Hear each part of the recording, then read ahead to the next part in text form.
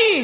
हजरत सैयदना अमर इब्न आस फरमाते हैं अल्लाह अकबर, अगर किसी के पेट में बबुल का दरख्त उगा दिया जाए और फिर उसकी डंठल उसके नीचे के मकाम से कोई खींचे इस तरह से कि उसकी रग रग में बबुल का कांटा चुभा हुआ हो और खींचने वाला जोर से खींचे, तो उस वक्त उसके पेट की कैफियत क्या होगी, उस वक्त उसकी रगों की कैफियत क्या होगी, उस वक्त उसकी शरियानों की कैफियत क्या होगी। अमर इब्न आस कहते हैं जब रूह निकलती है तो ऐसा लगता है कि जैसे बबुल का कांटा का दरख्त पेट में उगाकर कोई नीचे से खींच रहा है। ये कैफियत होती है मरने वाले की। हजरत मूसा कलीमुल्लाह फरमाते हैं जिंदा बकरे की खाल उधेड़ी जाए तो उतनी तकलीफ नहीं होती जितना तकलीफ मरने वाले को होती है। अल्लाह के सच्चे नबी गैबदा फरमाते हैं एक इंसान को 313 तलवारों से एक साथ हमला करके मारा जाए तो 313 तलवारों की ज़रब उतना तकलीफ नहीं पहुंचाती जितनी तकलीफ इंसान को मौत के वक्त। ये मौत की तकलीफ है और इतनी प्यास लगती है, इतनी प्यास लगती है कि अगर 7 समुंदरों का पानी मुंह में निचोड़ दिया जाए तो वो प्यास को कोई बुझा ना सके। और रिश्तेदार चमचे चमचे से पानी उंडेल रहे होते हैं। अब इस तकलीफ, ऐसी तकलीफ कभी दुनिया में सुनी, ऐसी कब तकलीफ कभी दुनिया में देखी, कभी नहीं देखी होगी। किसी ने कितना सताए, कोई कितनी तकलीफ पहुंचाए, कारोबार कितना उजड़ जाए, कारोबार को कितनी भी तकलीफ हो जाए, कुछ नहीं। और उस वक्त तो कोई तसल्ली देने वाला भी नहीं। कोई तसल्ली क्या दे सकता है, क्योंकि कान भी काम नहीं कर रहे हैं, जबान भी काम नहीं कर रही है, हाथ पैर भी काम नहीं कर रहे हैं। अल्लाह के गैबदा नबी सल्लल्लाहु अलैहि वसल्लम फरमाते हैं अगर मरने वाले के जिस्म की ताकत न खींची जाए तो वो पागलों की तरह जंगलों में भागे और उसकी आवाज ऐसे निकले जैसे बैल काटने के बाद जैसे वो चीखता है, उसके चीखने की आवाज तुम सुनो। लेकिन अल्लाह की हिकमत ये है कि वो मरने से पहले उसके हाथ की, पैर की, चिल्लाने की ताकतें खींच लेता है ताकि वो हाथ पैर को इधर उधर न कर सके, तड़प न सके, बेचैन न हो सके। अगर लोग मरने वाले की उस मौत की कैफियत को जान लें तो शादियां करना छोड़ दें, शादीशुदा बीवियों के पास जाना छोड़ दें, फरमाया अच्छे कपड़े पहनना छोड़ दें, अच्छा खाना खाना छोड़ दें और लोग इस्तिग़फ़ार करते हुए जंगलों में पागलों की तरह भटकते रहे। मरने वाले को मौत के वक्त जो तकलीफ होती है वो तकलीफ जानवरों को पता चल जाए तो तुमको गोश्त खाने ना मिले, जानवरों की चमड़ी से उनकी हड्डी से उनकी चमड़ी लग जाए, जानवर जो है वो गोश्त खत्म कर दे, ये कैफियत है मरते वक्त की। लेकिन अब सुनना मुसलमानों, मेरे उसी नबी ने जिसने ये तकलीफें बयान की, फरमाते सूरह यासीन पढ़ो, अगर तुम कुरान की तिलावत मरने वाले के पास करोगे तो कुरान की तिलावत की बरकत से उसकी ये सब तकलीफें खत्म हो जाएगी, तकलीफों में आसानी हो जाएगी। अब मैं पूछना चाहता हूं, जिस कुरान की बरकत से, जिस कुरान की बरकत से मौत की तकलीफ आसान हो सकती है, उस कुरान की बरकत से जिंदगियों की तकलीफ क्यों आसान नहीं हो सकती? अंदाजा फरमाए। और फिर अल्लाह अकबर, अल्लाह अकबर, वहां कुरान की तिलावत वो खुद नहीं कर रहा है मरने वाला, तवज्जो करें, कुरान की तिलावत वो खुद नहीं कर रहा है, दूसरा करे उसके पास बैठकर, तो उसको यूं बरकतें नसीब हो जाए। जब दूसरे की तिलावत की बरकतों का ये आलम है, अगर इंसान कुरान की खुद तिलावत करे तो बरकतों का आलम क्या हो। कुरान का दामन पकड़ो और कुरान पर अमल करो। कुरान मुकद्दस की सिर्फ तिलावत न करो बल्कि कुरान पर अमल करो। आप ये जो सुनते हैं ना, कुरान को थामने वाली कौम, ए बोरिया नशीन कौम, वो कौम जो अरब की बोरिया नशीन थी, वो कौम जो नमक और काफुर में फर्क नहीं कर पाती थी, वो कौम, अल्लाह अकबर, जिस कौम ने गुर्बत में जिंदगी गुजारी, जब उनके पास कुरान आया और उन्होंने कुरान का दामन पकड़ा, तो कुरान का दामन पकड़कर वो लोग जो अरब के बोरिया नशीन थे, कैसर और किसरा के ताजदार बन गए। कैसर और किसरा के ताजदार किसने बनाया? कुरान को थामने ने। आज मैं अपनी कौम को पहला पैगाम ये देना चाहता हूँ, कुरान थाम लो, कुरान पकड़ लो। सिर्फ तीजे 10वें 20वें पे कुरान पढ़ने की किताब नहीं, बल्कि कुरान रोज पढ़ें और कंजुल ईमान तर्जुमे के साथ पढ़ें। कुरान को तर्जुमे कंजुल ईमान के साथ, उर्दू जबान में जो सही तर्जुमे हुए हैं उसमें सही तरीन तर्जुमों में सफ़े अव्वल पे जो तर्जुमा है उसको कंजुल ईमान कहते हैं। कंजुल ईमान को अपनी जिंदगी में शामिल करो, कम से कम एक सफा पढ़ो। और सिर्फ इसलिए नहीं, तिलावत की नियत से नहीं, ये बात याद रखना, सिर्फ उसको पढ़कर समझो और समझ करके साथ में सदुल्ला फाजिल, फखरुल मासिल, अल्लामा सैयद नईमुद्दीन मुरादाबादी की जो मुख्तसर तफसीर है खजाइनुल इरफान शरीफ, आपके मुरादाबाद के वो अजीम हस्ती बल्कि आराम भी फरमा रहे हैं, अल्लाह अकबर, वो तफसीर भी पढ़ो। बहुत शॉर्ट में बहुत खूबसूरत और जामे तफसीर है, और फिर उसको अपनी जिंदगी में दाखिल करने की कोशिश करो।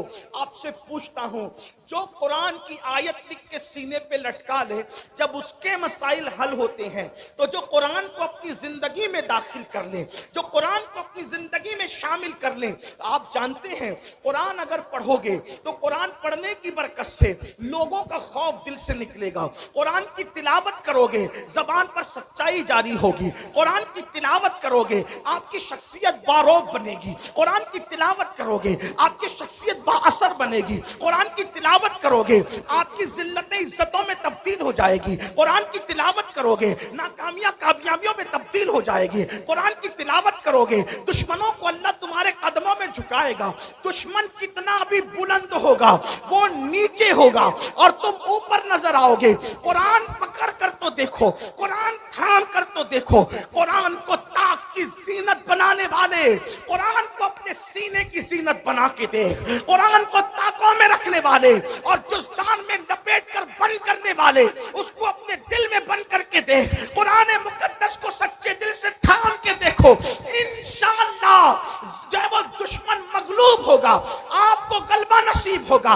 वक्त की हुकूमतें तुम्हारे कदमों में गिरती नजर आएगी। एक बार कुरान पकड़ कर देखो, कुरान थाम के देखो। सबकी किताबें पढ़ने वालों, रब की किताब पढ़ के देखो। सबकी किताबों पे दिल देने वालों, रब की किताब को दिल देखे देखो। मेरे आका फरमाते हैं, जमीन पे खड़े रहने वाले को आसमान के तारे चमकते नजर आते हैं, मगर आसमान वालों को वो घर सितारों की तरह चमकते दिखते हैं जिस घर में कुरान की तिलावत होती है। जिस घर में तिलावत न हो वो घर वीरान कब्रिस्तान की तरह है। कुरान को पकड़ो, इसलिए कि कुरान अदना को आला कर देता है, कुरान बुलंद कर देता है, कुरान इज्जत देता है, कुरान उरूज देता है, कुरान कामयाबी देता है, कुरान कामरानी देता है। अल्लाह अकबर, कुरान अल्लाह की किताब है, कुरान कलामुल्लाह है। अल्लाह अकबर, ये अल्लाह की नाजिल करदा किताब है। जिसने कुरान पढ़ा उसकी जिंदगी संवर गई। और मेरे आका ने 23 साल की कलील मुद्दत में जो इनकलाब बपा किया था वो कुरान का इनकलाब था, कुरान की तिलावत का इनकलाब था, तालीम कुरान का इनकलाब था। एक रिवायत दिल के कानों से सुन ले। एक शख्स है जिनका नाम हजरत तुफैल है, हजरत तुफैल इब्न अम्र दूसी है। अल्लाह अकबर, वो मक्कतुल मुकर्रमा आए। तवज्जो करना मेरे नौजवानों, जो बूढ़े हैं उन्होंने तो दुनिया देख ली है। ए जवानों, अब दुनिया के चैलेंजेस का मुकाबला हमें करना है, हमें कुरान थामना है, कुरान लेकर आगे बढ़ना है। कुरान की तरफ आओ। अल्लाह के नबी ने कुरान की तरफ बुलाया, ना अरब की तरफ बुलाया, ना अजम की तरफ बुलाया, ना सियाही की तरफ बुलाया, ना सफेदी की तरफ बुलाया। मेरे आका ने ना खित्ते की तरफ बुलाया, ना कबीले की तरफ बुलाया। हुजूर ने कुरान की तरफ बुलाया। आओ कुरान की तरफ पलटे, आओ कुरान की तरफ रुजू करें, आओ कुरान की तरफ तवज्जो करें। अल्लाह अल्लाह, दुश्मन दोस्त कैसे होते हैं, बेगाना अपना कैसे होता है। अल्लाह अल्लाह। तो फैल इब्न अमर कहते हैं कि मैं मक्का तजारत के लिए आया था, मक्के में हंगामा था, मक्के में तूफान था। क्या तूफान था? जो भी ताजिर मक्के में आता उसको आते ही मक्के वाले घेर लेते। मक्के के वो दुश्मन, वो गुंडे जो रसूलुल्लाह के खिलाफ थे, وہ گھیر لیتے. ان میں اونچا اور بڑا نام جو ہے اللہ اکبر اس بدماشی میں ابو جہل کا ہے. یہ بڑا زیادہ بدتمیز تھا, اس کو اس امت کا فرعون کہا گیا. تو فیل کہتے ہیں ابو جہل میرے پاس آیا اور آنے کے بعد کہنے لگا تو فیل محمد کو تو جانتے ہو نا؟ اس نے کہا نہیں میں نے نہیں دیکھا لیکن نام سنا ہے. کہا آج کل بڑی بڑی باتیں کرتے ہیں, کہتے ہیں کہ ان پہ قرآن نازل ہوتا ہے, وہ اللہ کے نبی ہیں, اللہ کے پیغمبر ہیں. تو فیل ان کے قریب نہ جانا, جو ان کے قریب جاتا ہے معاذ اللہ وہ جادوگر ہیں, ان کے جادو کا شکار ہو جاتا ہے. تو نے بھی قریب نہ جانا ورنہ تو جادو کا شکار ہو جائے گا, تو اپنے مذہب سے بدزن ہو جائے گا, تو اپنے مذہب سے دور ہو جائے گا. تو فیل کہتے ہیں ابو جہل نے اتنا خطرناک پروپیگنڈا کیا. یاد رکھنا بزدل دشمن ہمیشہ پروپیگنڈے سے کام لیتا ہے, لیکن اہل حق کو پروپیگنڈے سے کبھی گھبرانا نہیں چاہیے, بلکہ جو حق والے ہیں ان کو پروپیگنڈے کی طرف توجہ کرنے کی ضرورت نہیں. ہمیشہ بزدل دشمن پروپیگنڈے کا سہارا لیتا ہے. ہماری جماعت کے بہت بڑے مفکر کا ایک جملہ ہے, وہ فرماتے ہیں پھول پر پیرا بٹھایا جا سکتا ہے, اس کی خوشبو پہ پیرا نہیں بٹھایا جا سکتا. آج بھی اسلام کا بزدل دشمن غلط پروپیگنڈا کر رہا ہے, انہیں کرنے دو اور بہت کرنے دو. آپ قرآن کے سانچے میں ڈھل جاؤ. پھول پہ پیرا بٹھا سکتے ہیں, خوشبو پہ پیرا نہیں بٹھا سکتے. مسلمان جوان قرآن میں یوں ڈھل جائیں کہ ڈاکوں کا قرآن کسی کو دکھے نہ دکھے, لیکن ہماری زندگی میں جو قرآن ہے لوگ اس کو دیکھ کے پکار کر کے کہیں جب غلام مصطفیٰ کا یہ عالم ہے تو محمد مصطفیٰ کی شان کا عالم کیا ہو. ہمیں قرآن کے سانچے میں ڈھل جانا ہوگا, اپنی زندگی میں قرآن شامل کرنا ہوگا. لیکن اللہ اکبر بڑی معذرت کے ساتھ ہم سب کرنا چاہتے ہیں, قرآن کی طرف آنا نہیں چاہتے. میں ہاتھ نہیں اٹھواؤں گا لیکن اتنا ضرور کہوں گا اپنے ضمیر سے پوچھو مسلمان کتنے مسلمان ہیں جو روز قرآن کی تلاوت کرتے ہیں. واٹس ایپ گھنٹوں گھنٹوں کتنے لوگ دیکھتے ہیں, فیس بک کتنے لوگ چلاتے ہیں, یوٹیوب کتنے لوگ دیکھتے ہیں, اور قرآن کتنے لوگ صرف پڑھنے کی, بلکہ بیشتر مسلمان وہ ہیں جنہیں قرآن پڑھنا بھی نہیں آتا. جو قرآن نہیں پڑھنا جانتے وہ سن لیں. ہمارے بزرگوں سے ہم نے سنا, انہوں نے فرمایا جس نے دنیا میں قرآن پڑھنا نہیں سیکھا نا وہ قیامت کے دن اندھا اٹھے گا. اندھا, جو دنیا میں اندھا پیدا ہو دنیا کی کوئی چیز دیکھ پاتا ہے, اور قیامت میں تو اللہ کا دیدار ہوگا, قیامت میں تو جنت ہوگی, قیامت میں تو رسول اللہ کا دیدار ہوگا. اب آپ سے پوچھتا ہوں اندھے اٹھو گے قرآن نہ پڑھنے پر تو کیا دیکھو گے, کیا مزے لوگے؟ قرآن مرنے سے پہلے پڑھنا سیکھ لو, علم سیکھنے کی کوئی عمر نہیں ہوتی. یہ علماء کا جو اتنا درد ہے نا, پڑھ لو پڑھ لو پڑھ لو, ٹائم نہیں ملتا. میں نے کہا کمپیوٹر سیکھنے کا ٹائم ملا, ڈاکٹر بننے کا ٹائم ملا, انجینئر بننے کا ٹائم ملا, وکیل بننے کا ٹائم ملا. واٹس ایپ سیکھا, بڈھے بڈھے واٹس ایپ چلا رہے, چلائیں اچھی بات ہے, کوئی میں وہ نہیں کرتا, لیکن بڈھے واٹس ایپ چلا رہے تو تنگ کیے ہوئے جن کے پاس نمبر ہے, ہر 2-4 منٹ پر کچھ نہ کچھ ڈالتے رہے, تو کوئی کام ہی نہیں. وہ بڑے بوڑھے معاف کرنا بڑی عجیب بات ہو گئی ہے. نوجوان تو جہاں بیٹھے وہاں, بلکہ اب تو لوگ اسٹیج پر بھی موبائل سے نظریں نہیں ہٹاتے, وہ اس پہ گھسے ہی رہتے ہیں. حالانکہ فرمایا گیا جب رسول اللہ کی بات ہو رہی ہو تو اس بات کا احترام ایسے ہی کیا جائے جیسے اگر حضور ہمارے سامنے ظاہر میں موجود ہوتے تو حضور کا کتنا احترام کرتے. حضور کی باتوں کا بھی اتنا ہی احترام ہونا چاہیے. کیا موبائل موبائل موبائل کا نشہ چاہیے, اور لوگ ہنستے ہیں اصلاح کرنے پر.